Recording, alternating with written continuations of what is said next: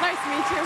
Hey, can I call you Joe? This is the first time Governor Sarah Palin and Senator Joe Biden have ever met. A lot of excitement was built into this vice presidential debate, and most of it surrounded the newcomer, Palin. I do respect your years in the U.S. Senate, but I think Americans are craving something new and different. Palin is definitely new, and so is her look on the political scene.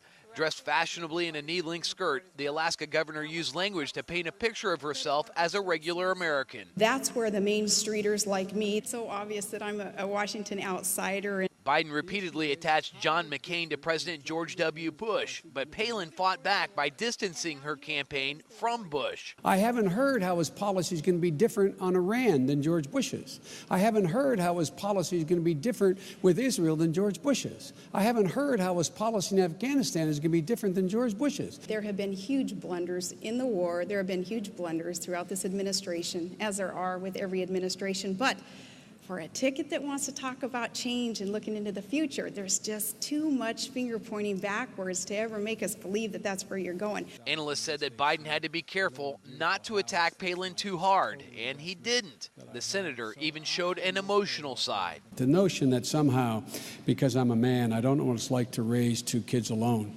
I don't know what it's like to have a child you're not sure is going to make it. I understand. For viewers who only tuned in to watch Senator Joe Biden stick his foot in his mouth or Governor Sarah Palin throw out some verbal blunders, well, they probably turned off their television sets largely disappointed. Both vice presidential candidates did solid performances in their one and only debate. Now the big question remains, will McCain's campaign get a boost? Because Sarah Palin clearly outperformed the low expectations that were in place for her. Mark Carlson, The Associated Press, St. Louis, Missouri.